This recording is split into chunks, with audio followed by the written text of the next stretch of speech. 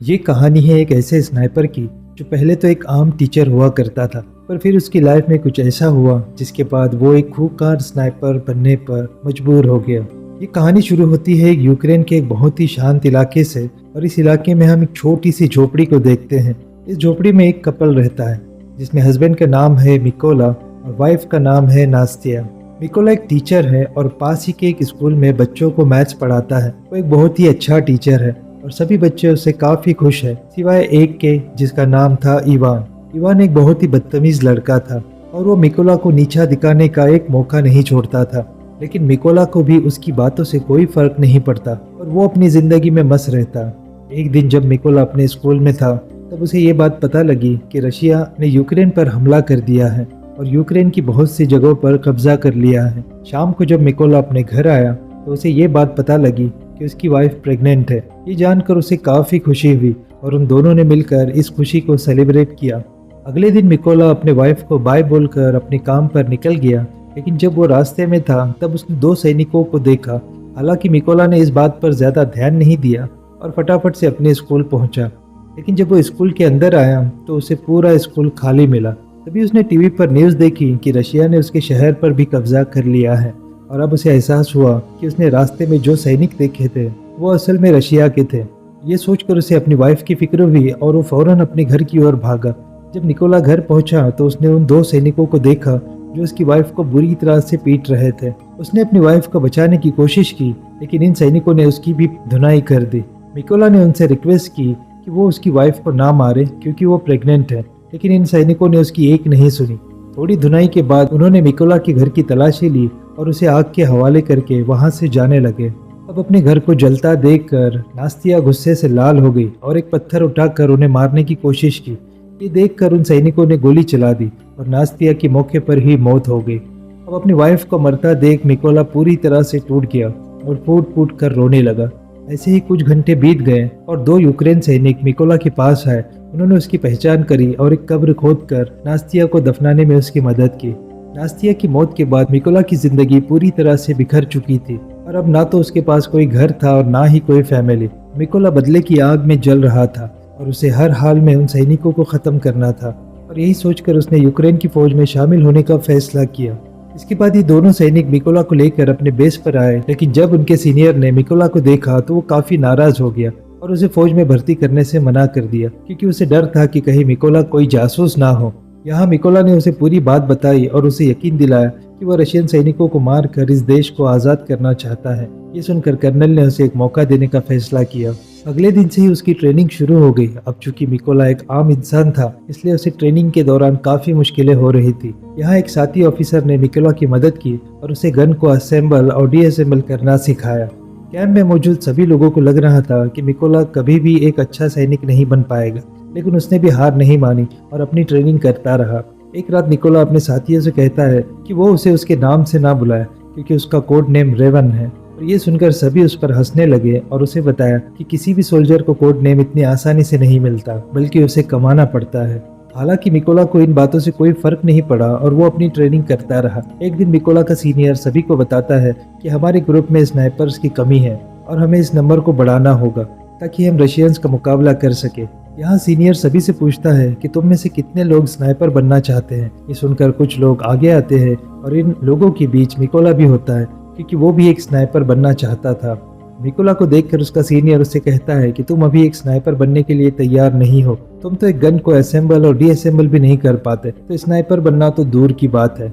इस पर मिकोला कहता है कि मुझे खुद को साबित करने के लिए सिर्फ एक मौका चाहिए और मैं ये काम 20 सेकेंड के अंदर कर दूंगा। ये सुनकर मिकोला का सीनियर टेबल पर एक बंदूक रखता है और मिकोला को आगे आने को कहता है।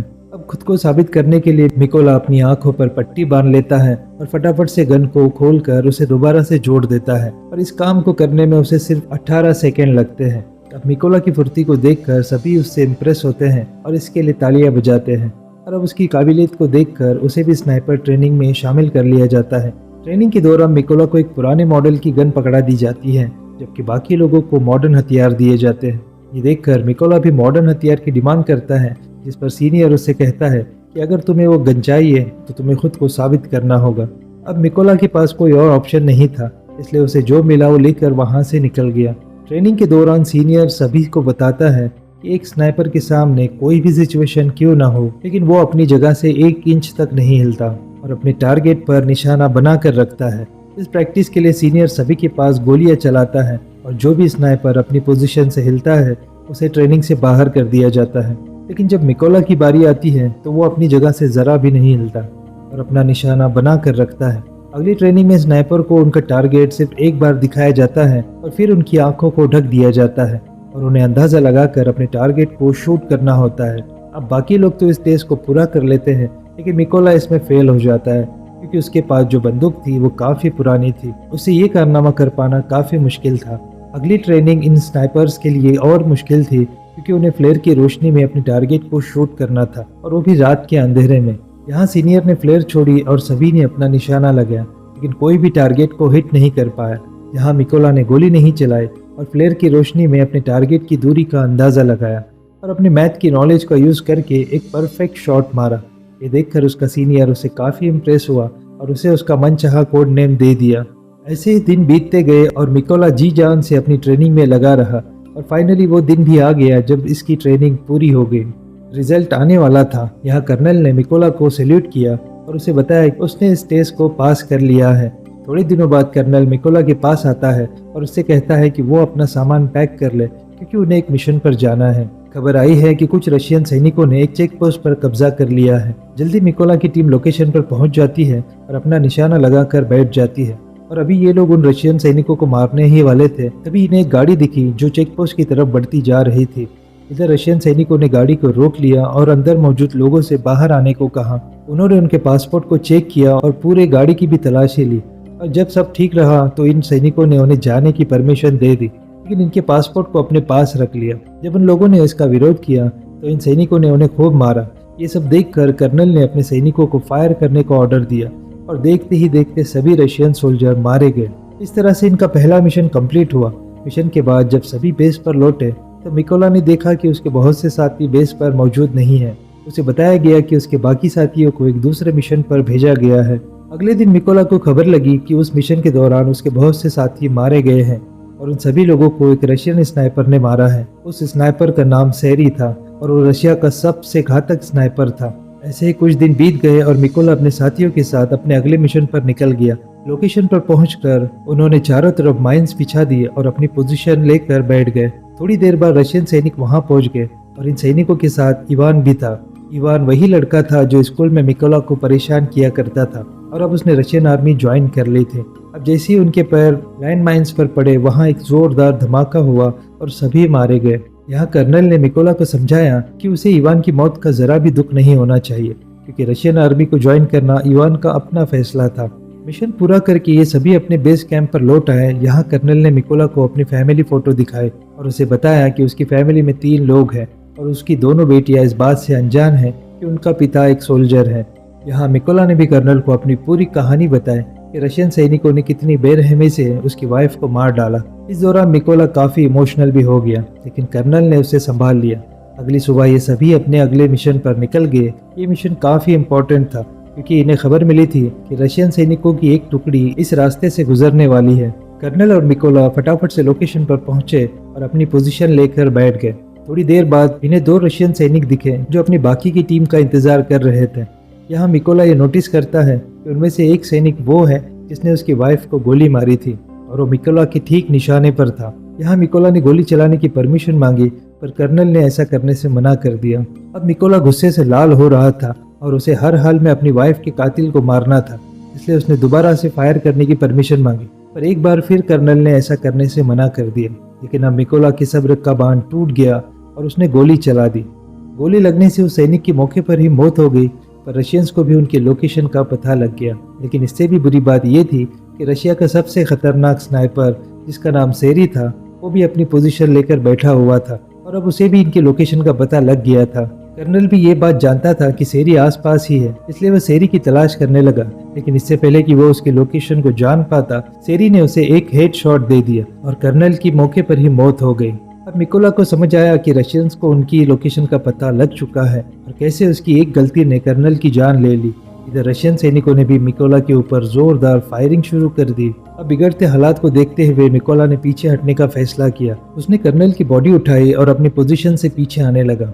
जल्दी वो दुश्मनों के इलाके से बाहर आ गया और सीधा अपने बेस पर पहुंचा। अब मिकोला को कर्नल की मौत का काफी अफसोस था और वो खुद को इसका जिम्मेदार ठहरा रहा था।